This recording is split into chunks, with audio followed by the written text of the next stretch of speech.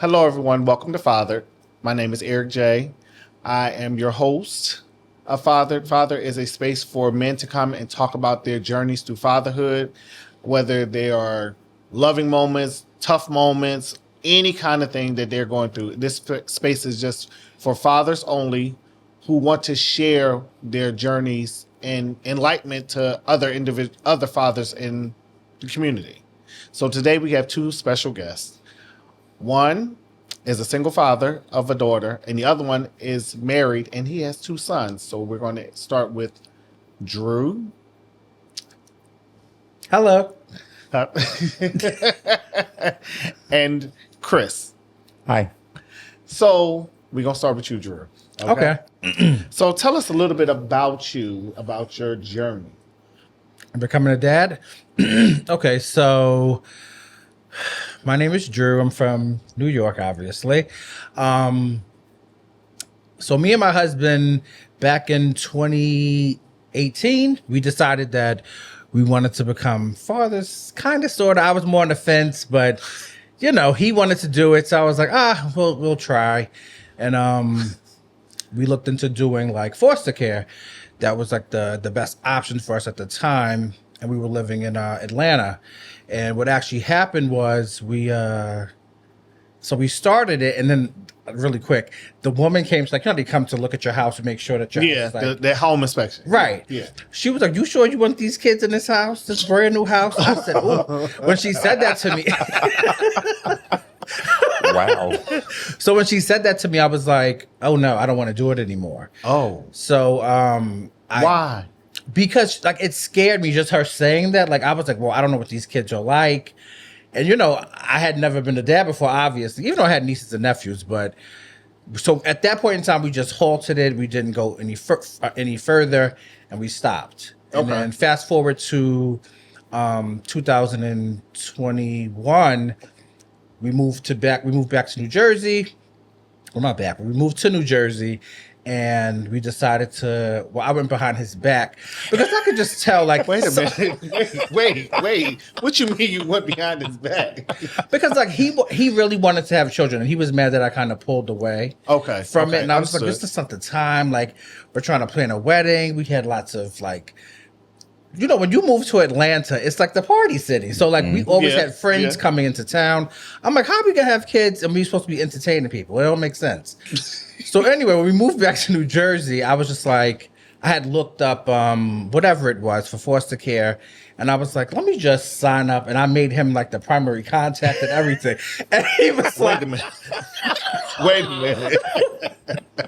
So he became the primary contact And the father. and the father at the same time. correct. What? That's how it went. And he was like, he was happy that I did do it, but he was Okay. just like, why didn't you tell me? And I was like, I wanted to surprise you. Surprise. Here we go. And then obviously we started the classes and whatever. So yeah, that's how like we began our journey in becoming dads. Yeah. Okay. I mean, that's different. Wow. You kind of just threw him, hey, here it is. Yeah, but he always wanted to be a dad. You know what I mean? He always wanted to be a father. So for him, it was just like surprising that I signed up and I didn't say anything. It was just like, wait, you signed up and now we got to take classes. But he was all on board. Once it was time to do it, he was like, oh yeah, let's do it. Okay. Yeah. A little unconventional, but it's what Just it a little is. bit. Just a little bit. And so, Chris, how has your journey been? It's been a long journey. As you said, I am a father of a 3-year-old girl who keeps me on my P's and Q's daily. Yeah, it's been a long journey, but it's been a good one. It's been very up and down. I've known my entire life that I wanted to have children. Okay. Never knew when the time was right. I told myself a long time ago I wanted to have children by the time I was 35. That didn't happen. I was just starting in my career, and I was still single and didn't know that I wanted to do it at that time. Coming from a family with my parents that have been together for 60 something odd years, I only thought that I would have a child if I had a partner. So that kind of held me up in a sense too. And then after a while, didn't seem like it was going to happen. And I got into my 40s and I decided that I wanted to have a child. And didn't think I was going to be at this big age when I had a child, but nevertheless, I do have a 3-year-old. It's been a good journey. It has its moments. It has definitely taught me a lot about myself. It's taught me a lot about my circle. Oh. Yeah, it's definitely been enlightening in a lot of different ways. So when you talk about your circle, and Drew, you probably have a circle too. Right. What is the circle like? To be honest, my circle has changed. Okay. In the last 3 years. I can remember when Kasaya was first born, what my circle looked like and what it looks like now 3 years later. My circle has gotten smaller, I think, and I'm okay with that.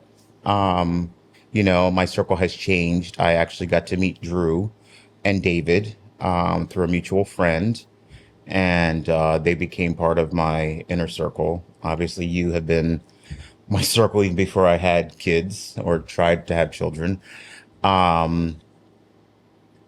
Yeah, my circle's just changed. It's now, I view my circle more now as people who benefit myself and Kasaya as opposed to people who are just around. Before, Kasaya was in my life, I had a different circle of people that I, hung around with. And unfortunately, that circle again has changed. Most of my circle now tends to be parents, people who can somewhat relate to where I am in life, people who I feel, take a genuine interest in myself as well as Kasaya. From watching her, she's a handful at times.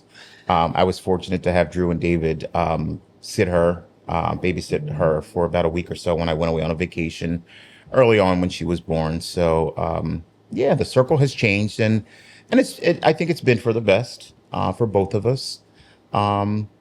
So it definitely has changed and I'm okay with that. Okay.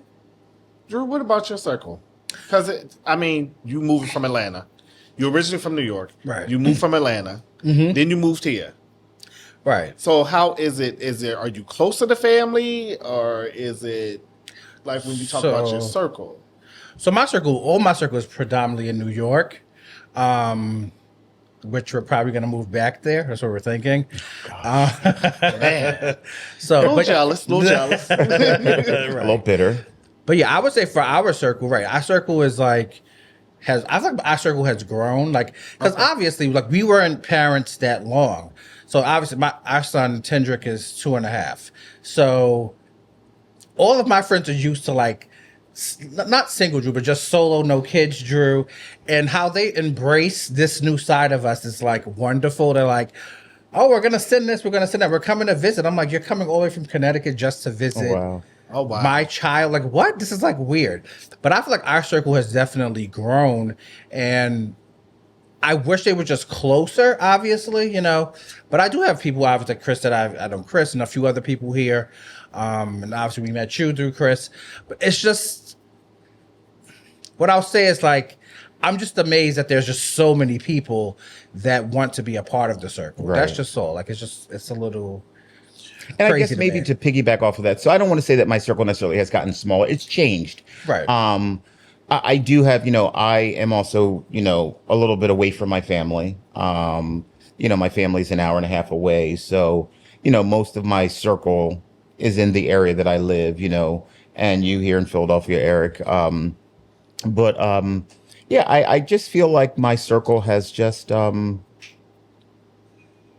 it's just changed. I don't know. And I almost feel like I had the opposite that you did, that you guys have, Drew. I don't feel like everyone that has embraced me when I first had a baby is still the same now.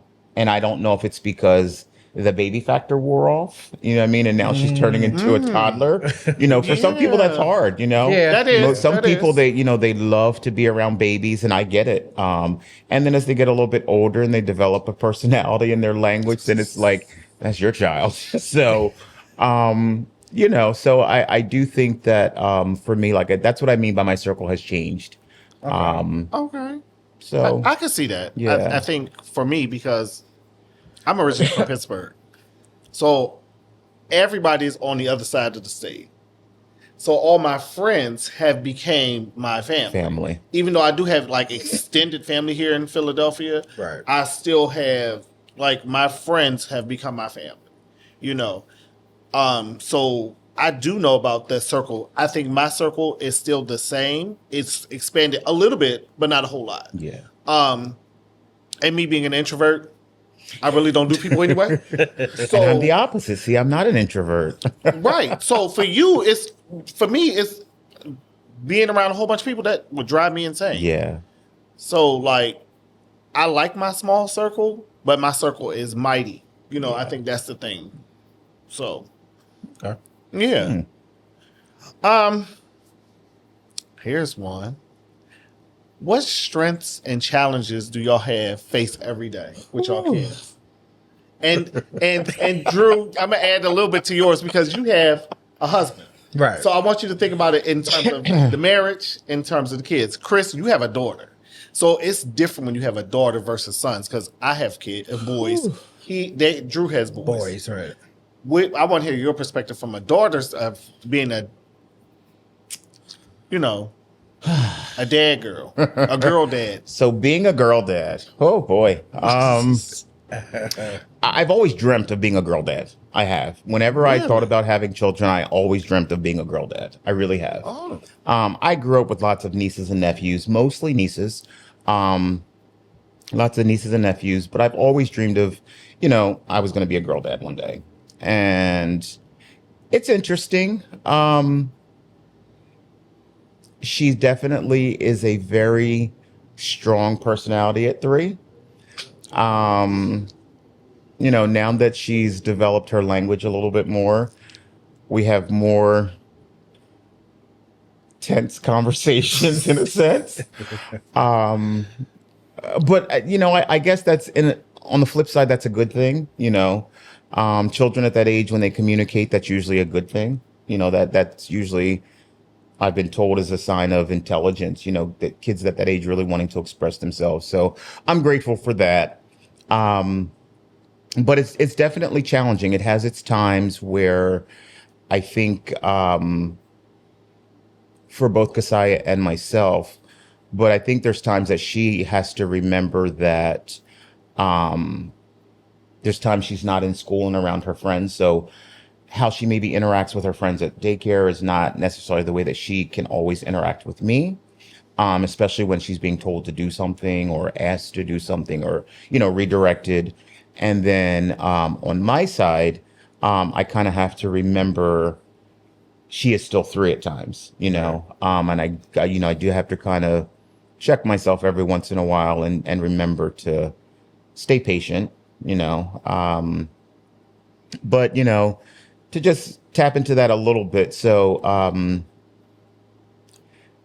I didn't have the same experience as you had, Drew, with having a husband or a partner. There was a time in Kasai's life where there was a second parent, and that was for maybe a little over a year or so.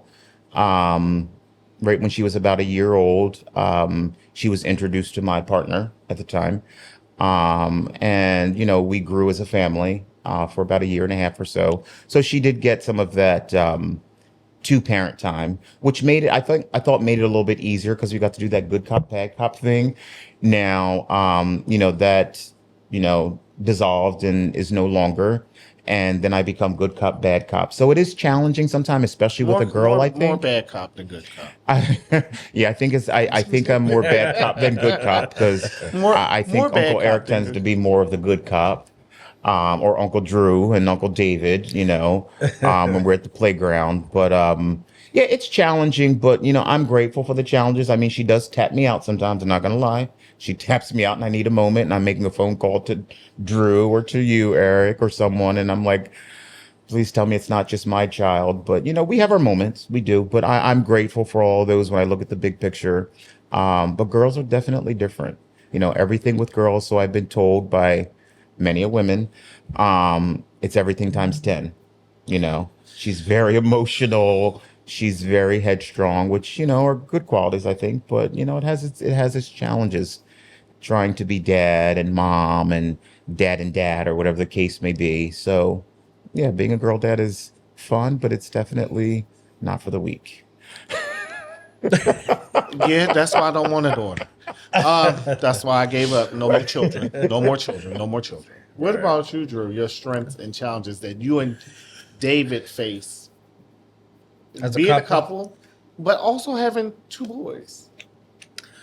Okay, so I always like whenever I have like a positive and a negative, I always have this saying like you should always start with the negative so you end on a positive note, right?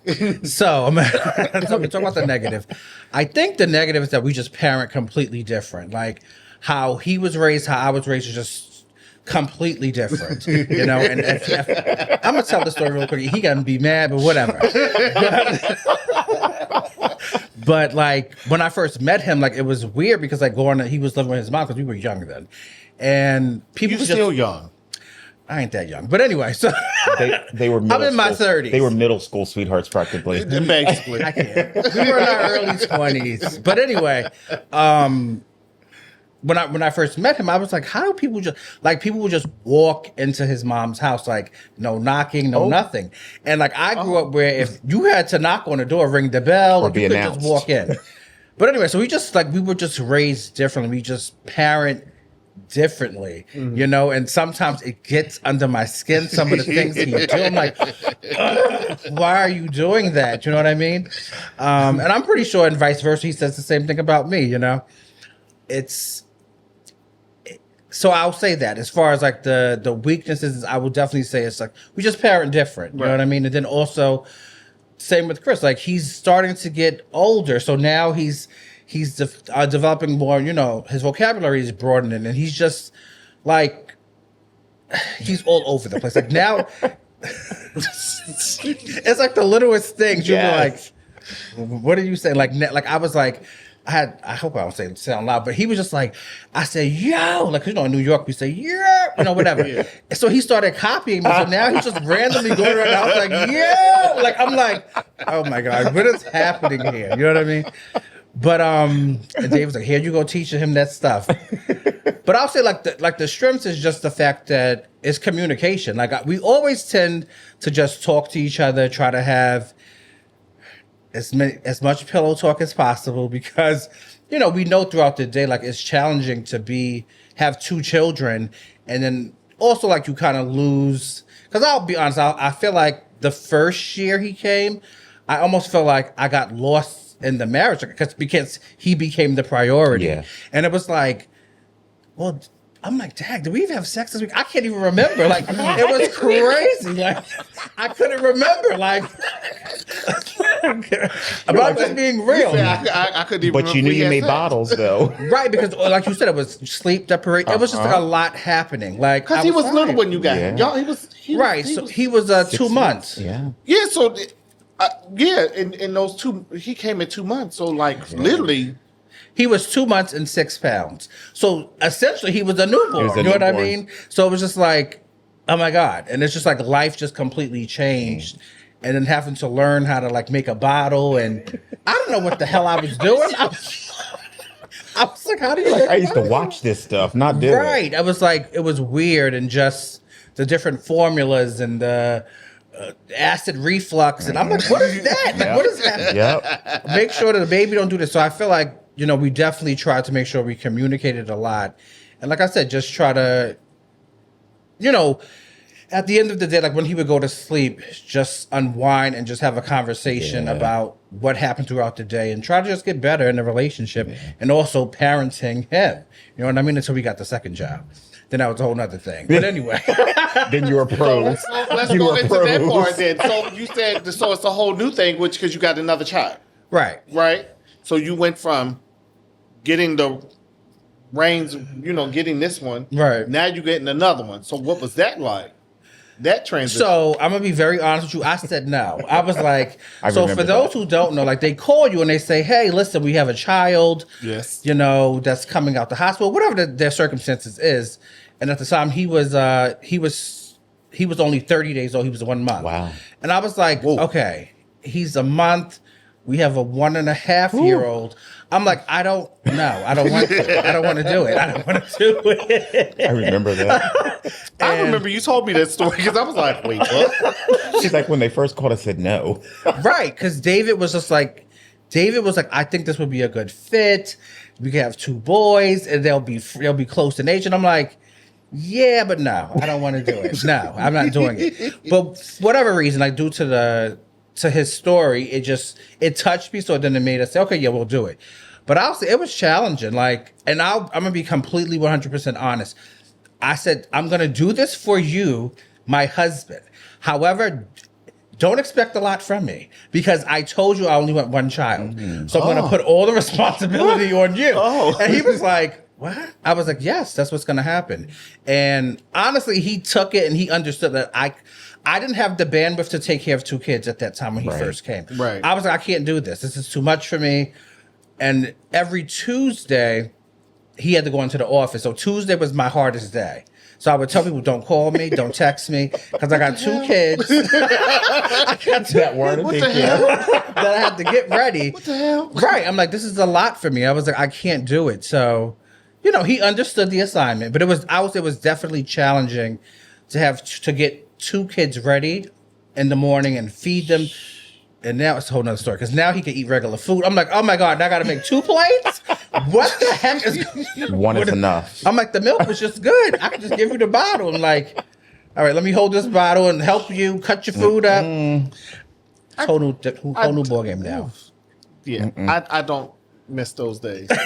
I don't. It's beautiful having kids who are almost teenagers, but then you come with the other set of issues and problems and all that other stuff. Right. How do you support your kids through their emotional state and their physical and their identity? How do you support the and identity development? How do you support your kids through that? That's interesting. Well, let's see. Because you have a girl. Emotionally, how I support her is, strangely enough, I just try and find a way to kind of meet her where she is, in a sense. Number one, because she's a girl, and because she's 3, I could not even tell you what it's like to be 3 again, and obviously not female. I just try and meet her where she is, and I try and hear her. Okay. Now that she, like Drew said, her vocabulary's gotten better, she can express to me certain things, and she's very big on expressing her feelings. She'll tell me when she's mad, she's happy, she's angry, and I allow her to be all of those things. I do have to at times redirect her with some of her feelings, not invalidate them, but express to her when certain feelings are appropriate. Like I do have to emotionally inform her at times that it's not okay to be mad when you do something that's not right and Dad's correcting you. You don't get to be mad. You can be upset about it. Right. But if you're doing something that's not right and Dad's letting you know it's not right, then you can be upset with the fact that you don't agree with what I'm saying. But to be mad about it, like I try not to let that be. I do try and meet her where she is with her emotions. It's hard. It's very hard. It's very hard. Like I said, she's very headstrong at 3. And she's a girl. Did I mention she's a girl? And being a single parent, it's hard too. It's hard trying to manage her emotions and manage my emotions and still be firm on trying to help her develop into and I know she's only 3, but still trying to help her develop into a respectable, responsible, good person, So I think, again, as a single parent, that's hard because I don't necessarily have anyone to talk that over with or talk me through that, in the moment. I constantly reach out to you guys for help and advice and all that other great stuff. But in the moment, it does get a little hard sometimes trying to meet her emotionally. But I just, I do the best that I know how to. And, so far we're still here. I think that's what everybody does. Yeah. It's in the moment. Yeah. Mm-hmm. What about you? I was going to say, yeah, I think for me, I wanted to do the opposite of what my parents were doing because I feel like my mother and my dad, not to any fault of their own, but I feel like if you have older parents, they would just tell you to shut up and just, whatever. So for me, whenever he's having an emotional fit, I'll just say, okay, let's talk about it. Let's calm down. What are you feeling? Even though I know that a lot of times he can't really express it yet, but sometimes now he'll say, I'm angry, or he'll say, I'm sad. And then I'll say, why are you sad? And we'll try to talk through that because I feel like that's what the issue a lot of times with a lot of black men is they don't know how to... Emotions. Yeah. Right. Like they can't talk through their feelings. Yeah. And that's something that I want to make sure that I try to instill in him is to tell us how you're feeling. Like, it's okay. If you're sad, if you're angry, if you want to throw up, I don't know, whatever you want to do, tell me. You know what I mean? Right. Don't do it, but just tell me how you are feeling. So this way we could talk it out and, get to some type of resolution. You know what I mean? Because at the end of the day, I know that David and I are raising, black, intelligent, emotion. We need you to be able to express your feelings. You know what I mean? You know what I mean? That's how it needs to be. It's interesting that you brought that up because I have my two boys. It's crazy because when I have this conversation with them, I have one who's very emotional and one is very quiet and reserved. So the one that's quiet and reserved, he observes everything. Mm-hmm. The other one is very emotional. It used to get on my nerves, but now it's like, okay, I get it. Let's talk about it. Mm-hmm. The other one, I have to kind of force him to talk because he won't talk. Mm-hmm. But then he'll do stuff in light of that to say, this is what I need. Mm. So what I do is okay, so you did this, so why did you do that? Well, this is why I did it. So you want them to be able to talk and converse and be emotionally intelligent. Right. You want them to have that. You know what I'm saying? Right. And again, you're raising two black boys. I'm raising two black boys. Yeah. It's hard. Right. I definitely get it. It's hard. I wouldn't know what to do with a daughter. I'm just going to be honest with you. I wouldn't know what to do with her. Good luck. When she's at my house, I'm like, okay, yeah, go play with the kids. Because I don't know what to tell you.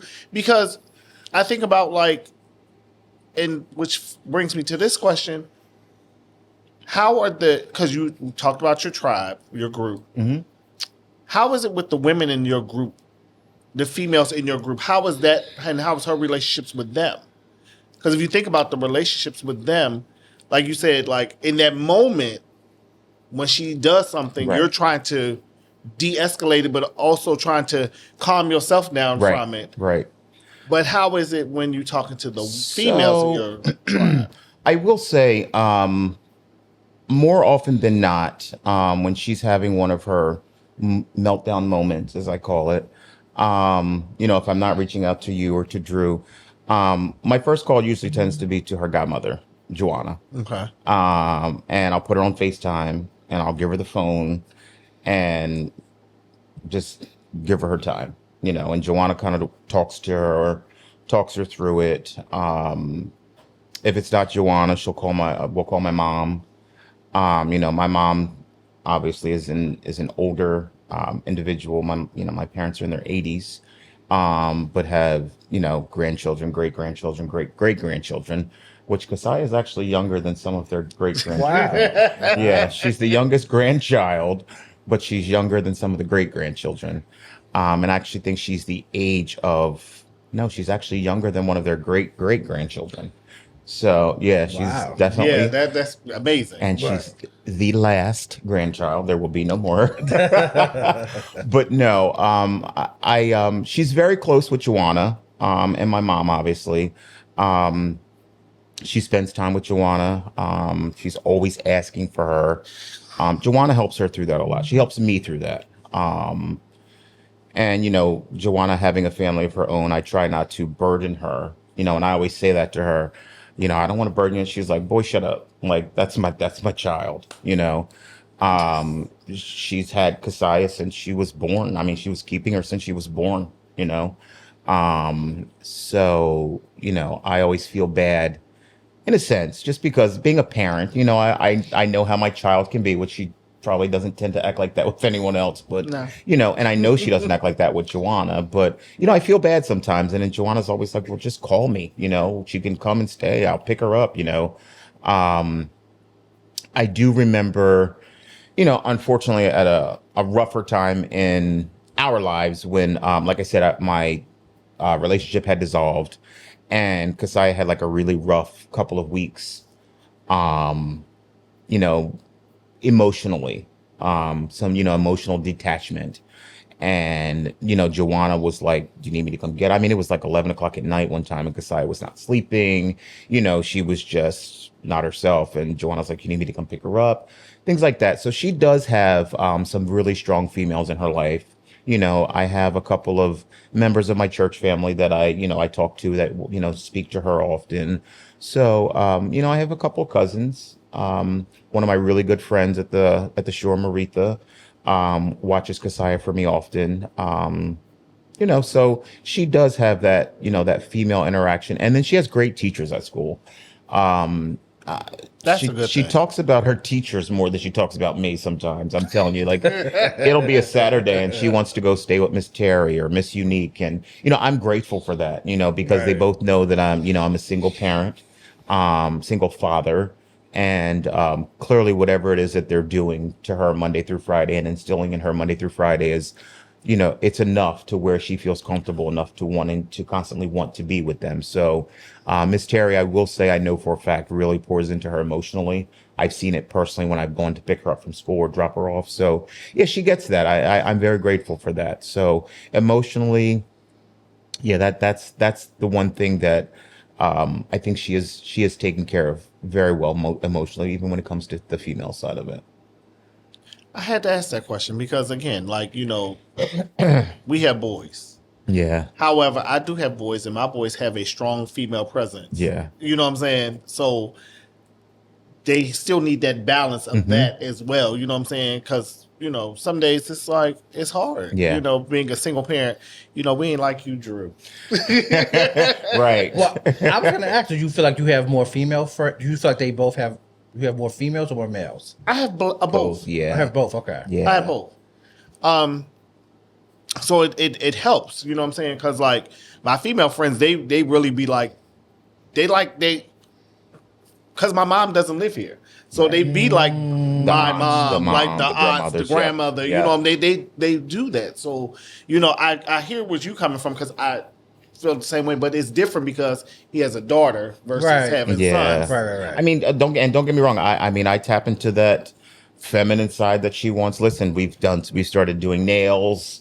She gets me one of her doll babies. I start to do hair with her now. So, she gets one of her doll babies and she's combing her hair and she's like, Dad, get your baby. Okay, well, I get a baby and I start doing the baby's hair. So, so I do that, like I said, just maybe about a half a year or so ago, she's been wanting to do nails or whatever. So I went out and we paint nails every once in a while. What So, about you, Drew? How's it with the kids' emotional state? Like, how were you with that? Like with the females, you're saying? Or just females, like the environment, like, how is it? Because, again, you got your kids young, Right. babies.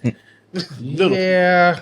I think when it comes to like so I was gonna say for me it's a little bit different because I have a lot of male friends. Okay. And I do have my sister-in-law, my mom. It's like a few girls I have. I have a few girlfriends and Joanna as well.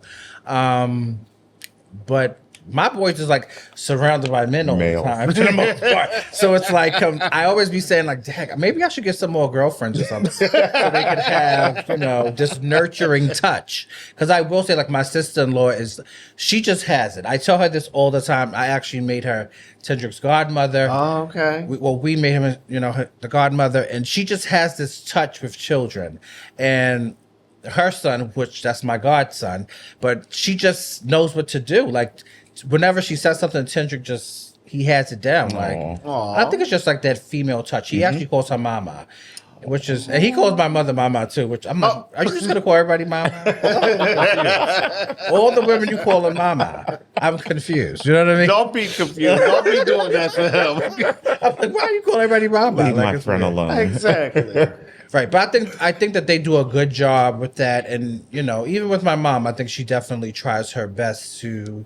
My mom is getting older, so she's just like, listen, boy, do whatever you want. Right? She's like, my parents are the same. Exactly, do whatever you want to do. But I will definitely say my sister-in-law definitely has it with the emotional part, and I think I do a pretty good job as well. I will say David is definitely the harder parent. And I'm more of the gentle. Really? And it's so funny because when you told me that, I never would have guessed that because I never guessed that. See? Because when I've seen the two of y'all, I always thought he was like just a. Oh no! But then you know what it is, I think though, because Drew is a lot like me. Drew's more of the like neurotic parent where he's so worried. Like that's me. Like that was me, and I think that's where that comes from. You did it. I did. Yeah. I didn't get that. I got. That from David. I didn't get that. Really? Oh, no, I did. David's the more chill parent. He's that's like, what I'm talking about. Like I could see him being like the more emotional one. That's what I got from him. Wow. Oh, it's like from David being emotional. Yeah, that's. Oh no. Oh, okay. But he's more chill. Drew was like, we're so anxious and we're nervous about everything for our children. Like everything. Everything. We're like, don't go that close to the railing. Watch that step. Like everything. Yeah, because he could hurt himself. That you should see us at the playground. Like that at my house yesterday. Go to the rail. She wants to go down the middle of the steps. She's not walking down the steps without touching the railing. She was going down the steps. She was fine. She was going down the steps. He was like, over here. And I'm like, you should see us when we're at the playground with the kids. Listen. I'm like, stop. Go play. I don't have time for an ER visit. I really don't. You won't, but I mean, go play. Yeah. She'd be fine. Yeah. I will say with steps, I'm fine with because we have steps, so he can walk up and down the steps with no problem. Right. So I'm good with steps. But she likes to jump. He's got these like steps, and they're outside the concrete steps, and she's like, "I jump." No, you can jump on that little step at the very bottom. She'd be excited. She'd be excited because she like coming to that. I don't know why. She's excited, so it doesn't. She's full of energy. So I have a question for you, and I want y'all to think about this one.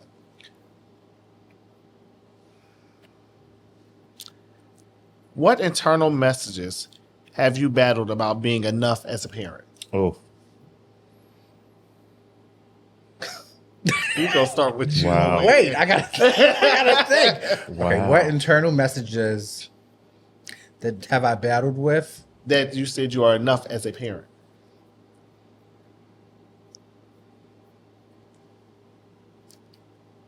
Oh. I gotta think. You want me to come back to you? You have something? Yeah. Okay, go ahead. So you can remember. I came to you early about that when she was like first born.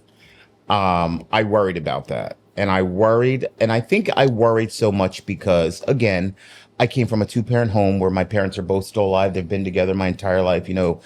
Myself and my 4 siblings. So all I ever knew was a 2-parent home, and in my dreams, I was going to have a child with my partner, husband, whoever. And we were going to be a 2-parent home. And when that didn't happen, I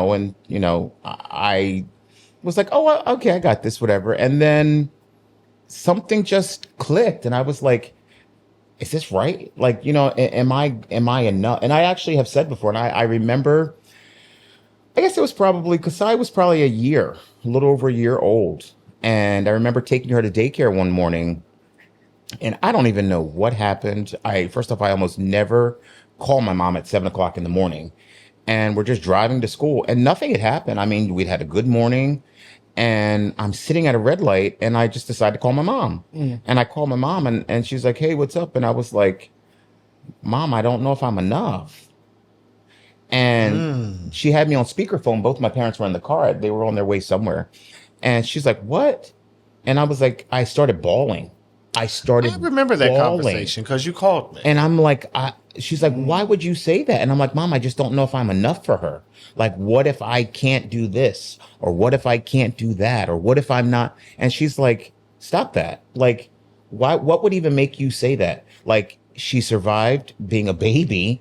And, you know, if you can get through that, like that first year of having a child, my mom said that's the hardest time. If you can literally keep a child alive from birth until 1 and all their needs that they need from you, you know, before they become independent, you're going to be fine, you know? So I did that crept into my mind a lot. And then I got over it. And then unfortunately it came back again, you know, when, I became a single parent again, after I had gone through, you know, a breakup. I started to wonder whether or not I was going to be enough, because for a year and a half, she knew 2 parents, you know? And then I started to question, and I remember having the conversation with my brother, and he's like, you're crazy. He's like, you being a parent has never been depicted of you having a partner. You know, what you do for her has never been depicted of you having a relationship.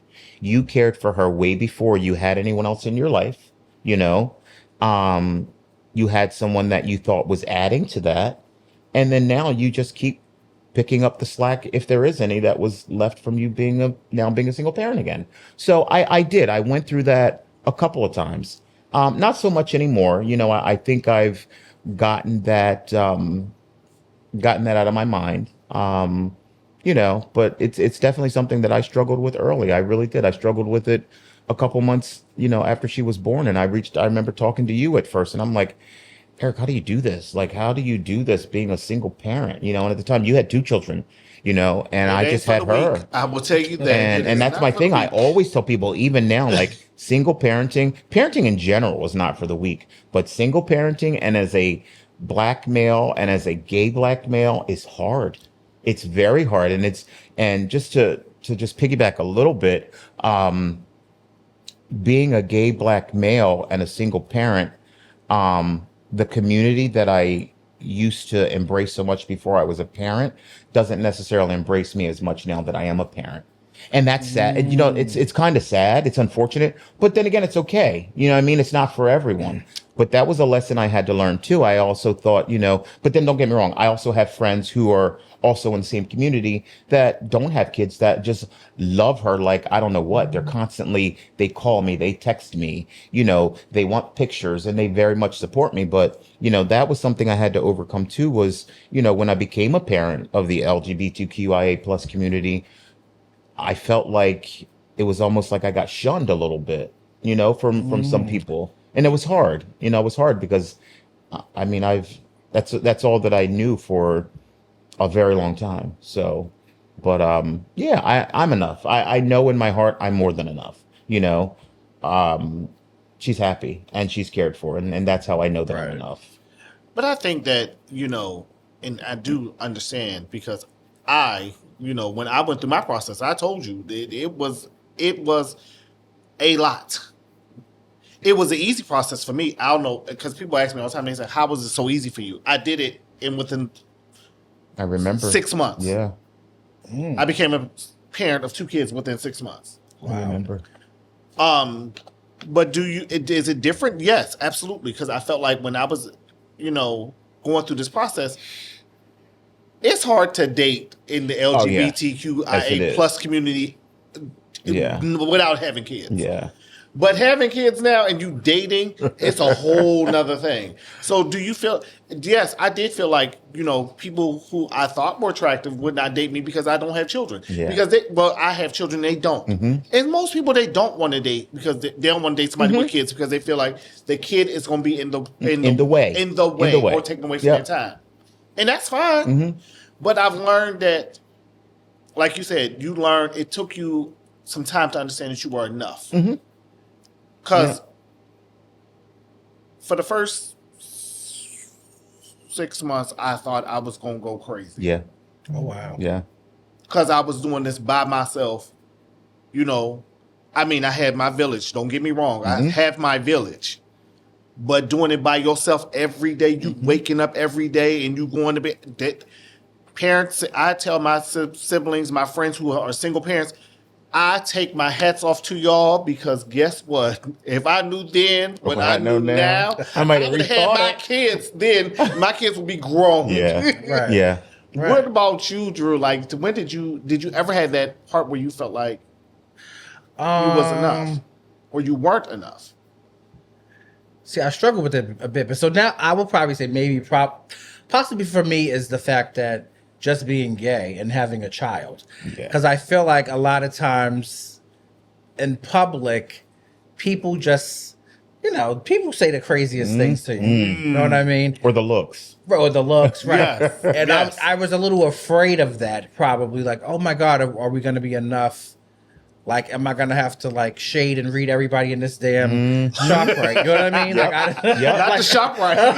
Like, I was like, I don't know. But I think once we got out there, like, it's like, it's like in the back of my mind. You don't see it anymore. Yeah. Right. Like, it's not even, like, I feel like at first I used to be so nervous. Like, what are they going to say? What are they going to do? Like, and especially, like, because our child, he's black and white. You know what I mean? And he's very fair skinned.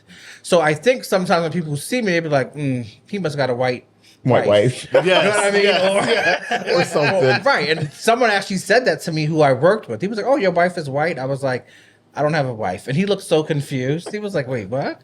I said, I have a black husband. And he was like, oh. But yeah. But anyway, yeah. But I for me, that's what it was. That's definitely what it was for me. Just being afraid of what people were going to say. Because obviously I'd never been outside with a child, with me and my husband. And clearly, like now, like he calls us daddy. So now it doesn't really matter. So those societal assumptions, you've gotten past those. Yeah, for sure. And can I say the interesting thing about that is I find now, so I never worried about that. And it's, I'm a little older than you two. So I think that, I don't know. I don't know that I worried about that. But the interesting thing now is it's almost the opposite now. Now when people see us in public, they're like, oh my God, a cute little gay couple with a child or a gay man with it's people embrace us now. People love it. You know what I mean? Especially when they see the love and the nurturing and they see that the child's cared for, so that's always good to see. But yeah, early on, I don't think so. It didn't really bother me. I didn't think about it. Yeah, I don't know. It may have crossed my mind. I just don't remember it. But I think I was so nervous about just being a parent that I just didn't even. I don't know. I don't know if that ever crossed my mind. But yeah, that's. Whew. It's strange that it even crossed my mind because as being a gay man, like I didn't care who knew I was gay. But once that child got there, it was like, wait, because I have to protect him. And I think it's so many things that we've seen. You know what I mean? You've seen so many things where people approach people from the LGBTQIA plus community when they have children, like, are you doing something to this child? Did you steal that child from someone? It's all those things that, and I think maybe I did have that thought at one point. Is someone going to be like, well, whose child is that? And I don't think I ever got that. I was prepared for that. I was prepared for someone to ask, well, whose child is that? Or, well, who's her mother? I'm her mother and her father, Right. So I think that, that part of it did cross my mind. The funny part about that, well, it's not funny, but to bring that up, it was the mother and the father. I had that conversation with my kids. The other day, we had this conversation again. Because my youngest, he always talks about, like, he told the kids in his class he didn't have a mom. Okay. And then one of the girls threw it up in his face, like, you don't have a mom, so he got mad. And I was like, wait. So when he came home, he's like, Daddy, I don't got no mom. You do have a mom. You have a mom. Right. You have a mom. You just don't see that mom. Right. You have a mom. Right. He's like, I do. Yes, you have a mom. You haven't seen her since you was 15 months old. Yeah. But and I tell him, like, you have a mom. You have a mom. Right. Like, I think that's the part where most kids, who go through this, process or whatever, they don't have a mom, or they feel like they don't have a mom. Right. You know what I'm saying? In my terms, in societal assumptions, people always like, oh, you're a single dad. Oh, where's your wife? What happened to your wife? You looking to date? Wait a minute. Wait a minute. Wait a minute. No, you looking to date. Yeah, like, wait a minute. Like, wait, no, like we not even on that type time right now. You know what I'm saying? But I think that's the thing, in most cases, those assumptions, like you are the protector. You got to protect your kid. Right. You got to. Yeah. But you also got to have them be knowledgeable of the environment you're in. So I always have those conversations with my boys about like the LGBTQIA plus people, like anybody. I never forget. Edward was about maybe 5 on the train, and it was a trans woman on the train, and he was like, "Daddy, why do?" He got on the dress, and I had to explain to him on the train. And having that conversation with a 5-year-old, you got to be very like, okay, like you got to make this make sense for him to understand. Right. So when she got up, she said, "Thank you, I appreciate it," because anybody else would have laughed. Yeah. So I look back on those things. Like I make sure that I try to embrace my kids and show them different things, so they will be very cultured when it comes to meeting other people. And not be negative about it. Right. So one thing I can say that's interesting too about the mom-dad thing is Kasaya School does a really good job with that for me, and probably other parents that are there too that are single parents one way or the other. For Mother's Day, they still make a Father's Day card for me. Father's Day, they make a Father's Day card for me. Things like that. And her teacher, I guess, in her own little way, explained to her that the Mother's Day card was for her father because her father's her mother and her father, But if you ask her, she'll just say, "That's my dad." My dad. Like, when Edward opened the door today, Edward's giving me a hug and she's like, "No, that's my dad." So that's all she knows. Yeah. But that conversation will definitely be an interesting one, I'm sure, to be had later on in life. Yeah. But I'm sure, for sure. Yeah, I mean, I'm gonna ask you this question. So,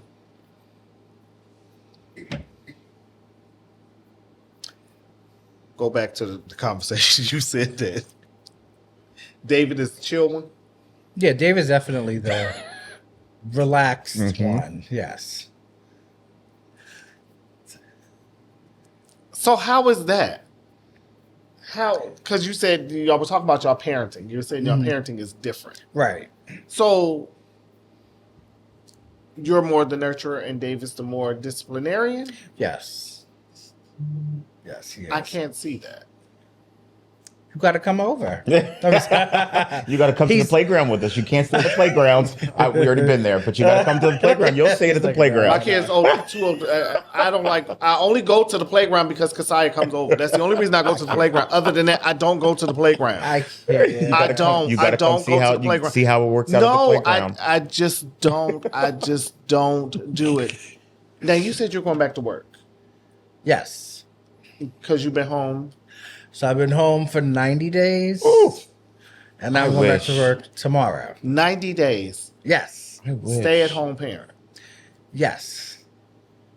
So what is that like, staying home for 90 days with the 2 kids? With the 2 kids. Because they're in daycare. They were in daycare. You said they're in daycare. No, they don't let him fool you. Those kids they were in daycare. However, again, I didn't want 2 kids. So every morning, don't let him fool you. Those kids are in daycare. My husband's going to work, and I'm sitting here having to pick out clothes, socks, blowouts, food. Oh my God, it's a mess. So for me, I'd rather be at work. I honestly told him this. I was like, I'd rather go to work than to take care of these 2 kids in the morning. Wait a minute. Give me your 90 days, please. Give me your 90 days, because I could. In Pennsylvania, we don't get maternity. Oh damn. Paternity leave. We don't get that. Okay. We don't get paid for it. Wow. If you take off, or if you got the time, you can take off, and then and I actually never took that. I never got that. So I never had any of that time either with Kasaya, because when she was younger, I worked as a school nurse and I was an independent contractor. So I didn't get paid through the state or anything. So I could have taken the time off. I just would have never gotten paid. So I never did it. I was never able to do any of that bonding time or any of that. I need to get paid. I need to get paid. Yes, we didn't. Yes, I need to get paid. But that must be great. I would have loved to do that. So it was amazing. Yeah. I would.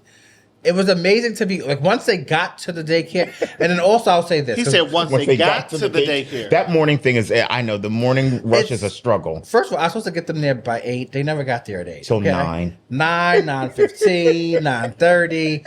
Because listen, I got time. You know what I mean? That was my thought. I can't. However, and then I also changed daycares because the other ones, which shall not be named, name it and claim it. Anyway, we're not going to name them. Anyway, we moved to a new daycare, and then the new daycare, I wanted Tendrick to adjust because he had a difficult time going to this new school. Okay. So now he's fine. But for me, yes, I would have rather worked. However, I work for the federal government, which is not a good time right now for us. But I'm glad I have a job. I have a job. But anyways. Well, I'm in healthcare right now. I'm okay. But listen, I'm in education, so education fluctuates from time to time. So, right. Listen, right. But what I was going to say is, I would have rathered, if I could have let David do the 90 days, I would have let him do it in a heartbeat. Yeah, I really would have, because it's hard, like to get them both up and feed and change and.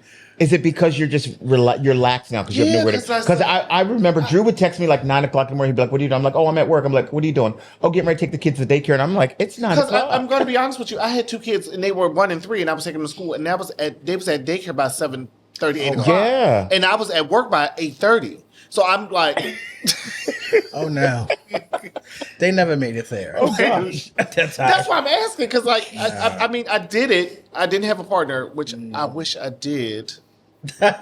Sometimes. But now, like, hearing you say it is like, shoot, I got time. Right, I had time. It was like I had nothing to do for the remainder of the day, but to kind of like do things around the house or go shopping or whatever. But it was just like it was a struggle for me to get both of them ready and prepared. I can't. If it was one, I think he would have got there by 7 or 8. But the second child, it was just a lot. Yeah. I'm saying, I just remember one call, and Drew's like, "Oh, I just woke up. It's 8:30." I'm like, "Aren't your kids usually at daycare?" "Yeah, I just couldn't get going this morning." Yeah, it was. Listen.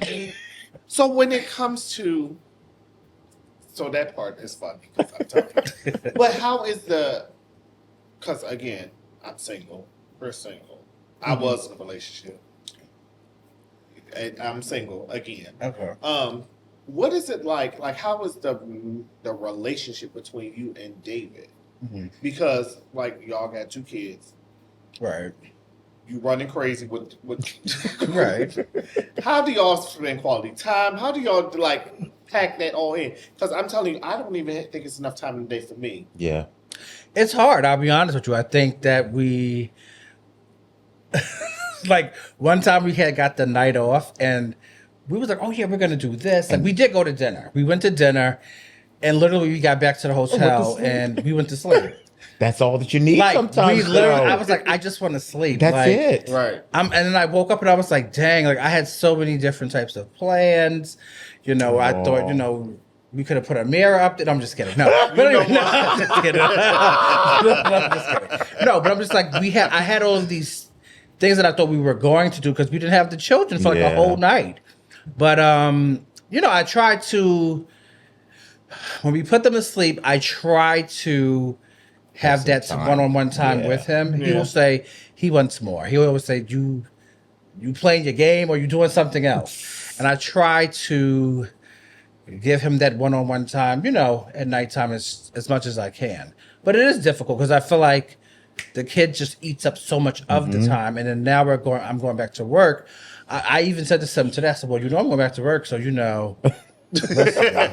Something's gonna change. It's gonna be a whole new Drew. Especially like I drive like an hour and change away, so it's like commute, and then I have to come back. I have to be present with the kids, and then be present with you. I said, listen, give me a little bit of time because I might be a little tired. We're supposed to go to a DC party this weekend, and I'm like, I'm gonna have to cancel that because I don't know how this first week back. Your first week back at work, that's gonna be a lot. I'm gonna be exhausted. Like what? Yeah, and I gotta use my brain. I ain't got time. I don't know. So yeah, because I wondered about that, like because y'all have 2 little ones.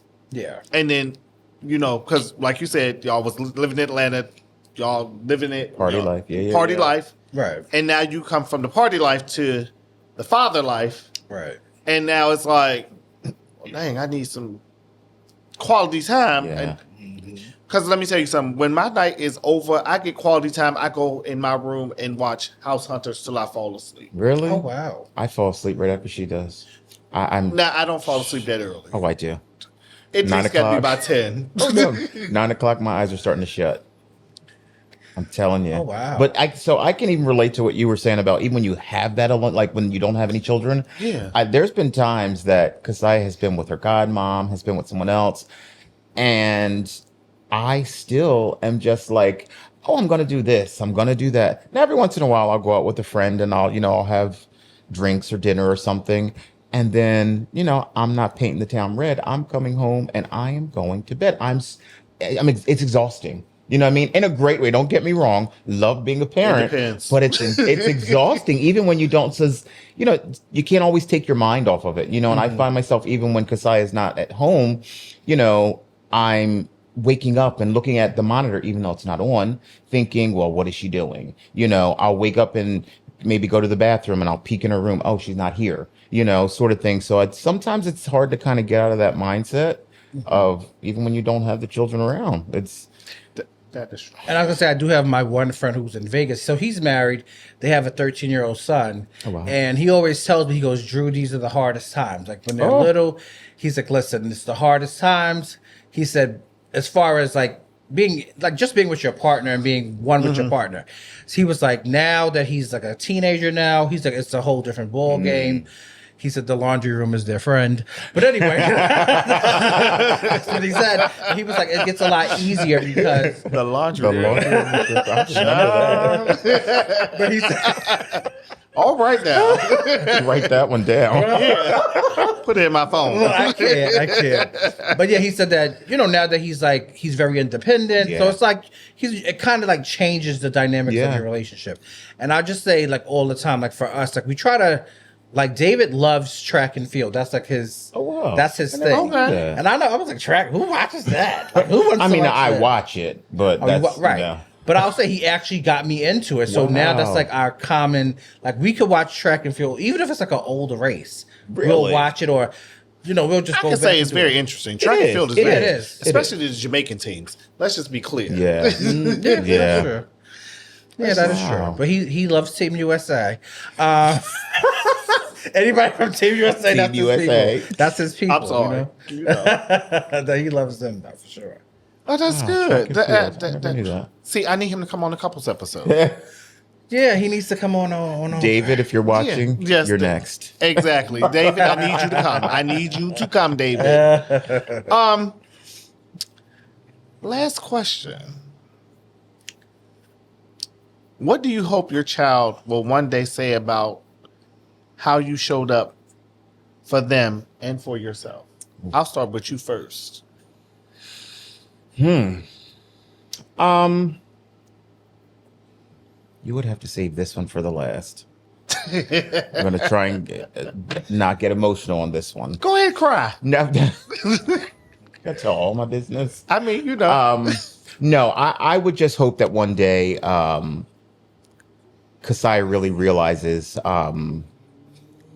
what it was to be a single parent, a single gay black parent, and a male of a female. And I would hope that one day she would say that, I was able to give her everything that she needed in life, emotionally, physically, mentally, financially. Yeah, I think I know. I'm going to say I know because I'm gonna claim that when she gets to that age where she starts to see and understand, the many sacrifices that have been made or that will have to be made, and that's all a part of parenting. But I do believe that she will recognize those things and appreciate those things, of what I had to do to make sure that she was successful in life, to give her a better life than I've had. And I've had a great life. I don't want to, I had a great life. I've had a great life. But, I ultimately, at the end of the day, just want her to grow up knowing that she was loved, she was cared for. She's never needed for anything. And as she always tells me now, she tells me I'm her best friend. So, Aw. she came up to, and it actually like, it was a moment where we were having like a tense little standoff. And I just got quiet. I got quiet and I went in my bedroom. And then she comes in my room and she's like, Dad, are you my best friend? And it caught me, you know what I mean? Because I was in my feelings at that time because, we just had a little disagreement. And it really caught me off guard, and I think, she probably learns that from school and, all of her friends in school are best friend, but that's the first time she'd ever said it to me, Aw. and it almost made me think that maybe she realized that what was happening at home at the moment wasn't necessarily a positive moment, you know what I mean, with behavior issues or whatever, and that it, really bothered me, got to me a little bit. And needing my space, I think maybe for her in that moment, it was her asking me if I was her, and I told absolutely, I will always be your best friend. So, for me, I just want her to always know that, I will be any and everything that she ever needs, till my very last breath. Mm. Oh, I'm surprised you didn't cry because that's emotional. Eric going to Drew. That's emotional. No, seriously. Like, no, seriously. Yeah. Like, seriously. To hear that. Yeah. Because most girl dads, some show up for their daughters. Yeah. Some don't show up for their Yeah. daughters. And then they wonder why the daughters are out Doing their thing. all of this other Yeah. stuff because they're not getting that. Now I will say, there isn't a day that goes by, a couple times a day, I am not constantly praying. I pray, because I know I don't have all the answers, and at the end of the day, the end of the day and the beginning of every morning, I always pray for wisdom. I pray for patience. And I pray for understanding, trying to understand her as a child and as a girl, and just as a 3-year-old right now. And pray for understanding so that I can interact and deal with her the way that she needs to be dealt with so that it will help her along the way, so that in the end she can say, my dad showed up. Absolutely. I like that. Thank you. I like that. That is. What about you, Drew? What do I want them to say about me? Not what you want, like what you hope for them to say. Or what they gonna say. Let me say. You know what? No. I would hope that they would, because I'm imperfect, right? We're all imperfect. Mm-hmm. Absolutely. So I would want them to say that my dad always listened to me at the end of the day. You know what I mean? No matter what, even if I was wrong. Yeah. Because even to this day, like if I do something that's incorrect, I always apologize to him. I'm sorry, I didn't mean to do that. Even if I scream, which is very rarely, but even David is more of the screamer. But anyway, I can't see that.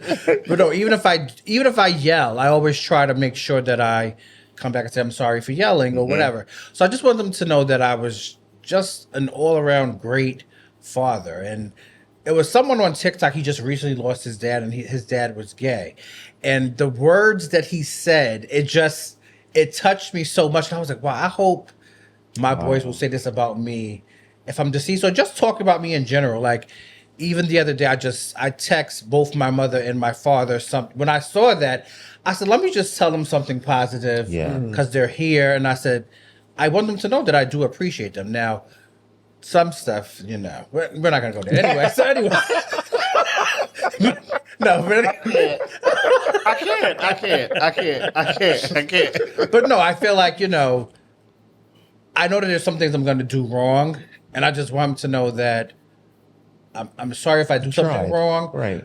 But just talk to me about it, and hopefully I'm able to be open just like I am now. Yeah. In my 30-something years old self now. Hopefully when I'm like 20 years from now, I could be like, yeah, so, 20-something years from now, that's our age. Stop it. Stop it. I have to think about that for a second. But yeah, there's this one Beyonce song called Protector. Oh, yes. Which got very popular when she went on tour. But prior to that, I already knew about the song. But anyway, so I just feel like... he's part of the Beehive. Right. Yes, very much so. But the song it always touched me. And I just hope that he knows that I protected him and his brother. And even protecting my marriage to make sure that we... Now that's... Nice. Right. That part. Yeah. Right, that we also... And even if I ever got a divorce, I always say this to David, even if we got a divorce, if it didn't work out or whatever the situation is, I still think we should take family vacations as a family. Oh, wow. People look at me like, wait, what? And I actually got that from someone that was on TV. And I'm like, because essentially we're still a family. So why would we exclude you just because we're no longer in a romantic relationship? Yeah. And he looked at me like, well, we ain't never getting a divorce. I said, well, hopefully not. But essentially, I would hope that it would be that way. And I would hope that he said, my parents did the very best for me because, obviously my biological parents couldn't.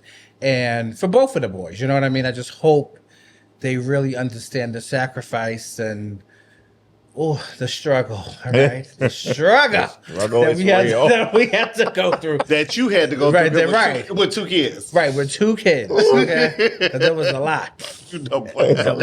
And we done made it to the glory. As the older people say, the glory, because we don't say that.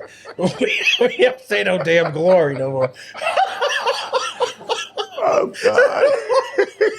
You know what? I cannot. I'm a damn mess sometimes.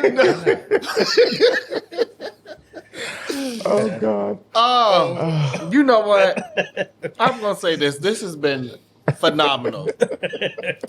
Yay. I definitely enjoyed this time we had. Yes. Definitely, very much so. Thank you, Chris. Thank you, Drew. Oh, you're welcome. David, I need you to come with the couples one.